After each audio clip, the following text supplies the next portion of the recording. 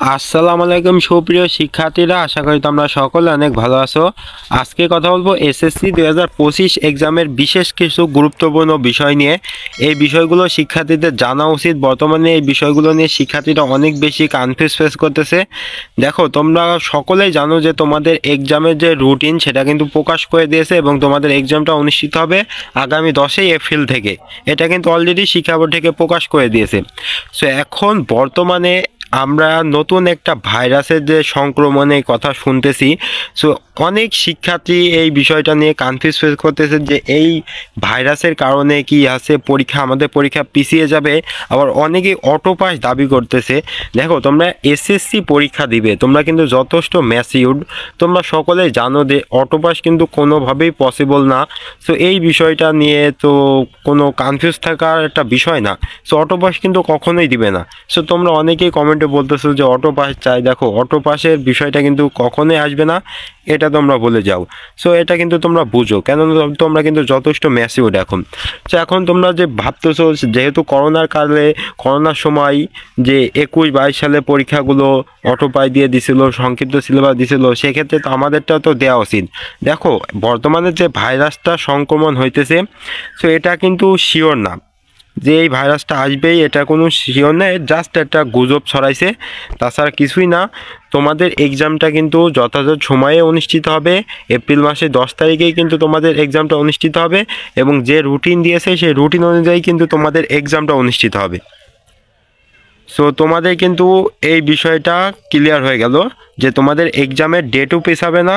যে ভাইরাসের কথা ভাবতেছো, এই ভাইরাসের কারণে কোনো অটোপাসও দিবে না। যথাযথ সময়ে যথাযথ রুটিনেই তোমাদের এক্সাম অনুষ্ঠিত হবে, ঠিক আছে? সো তোমাদের এখন এই মুহূর্তে সুন্দর করে পড়াশোনা করা উচিত। আর মেনলি তোমাদের যেহেতু ফুল বইয়ের উপরে তোমাদের তোমাদের সম্পূর্ণ সিলেবাসের উপরে এক্সাম অনুষ্ঠিত হবে, সো সেহেতু তোমাদের এসএসসি 2024 সালের যে প্রশ্নগুলো আছে ওই প্রশ্নগুলো ভালোভাবে পড়া উচিত এবং ওই প্রশ্নগুলো দেখা উচিত। কেননা এসএসসি 2024-এ কিন্তু ফুল বইয়ের উপর এক্সাম হয়েছিল। সেক্ষেত্রে তোমাদের কিন্তু এসএসসি 2024-এর যে এক্সামের যে প্রশ্নগুলো, ওই প্রশ্নগুলো সলভ করা কিন্তু তোমাদের জন্য অনেক অনেক গুরুত্বপূর্ণ। তাই তোমরা সকলেই এসএসসি 2024 সালের প্রশ্নগুলো সলভ করবে। আর তোমাদের ক্ষেত্রে কিন্তু তোমাদের পাশের হারটা এবছর কিন্তু একটু কমতে পারে, কেন যেহেতু এবার নতুন সরকার গঠন হয়েছে। সো তারা কিন্তু তাদের প্রশ্নর মানটা একটু স্ট্যান্ডার্ড করবে। সো সেক্ষেত্রে কিন্তু তোমাদের পাশের হারটা একটু কমতে পারে। বাট তোমরা যদি সুন্দর করে পড়াশোনা করো, তোমরা কিন্তু আটকাবে না, তোমরাও সুন্দর রেজাল্ট করতে পারবে। সো প্রথমেই তোমাদেরকে ফোকাস করতে হবে পাস করার পরে তোমাদেরকে A+-এর টার্গেট করতে হবে। আর তোমরা যারা ভালো স্টুডেন্ট তাদেরকে অবশ্যই তো তাদের টার্গেট A+।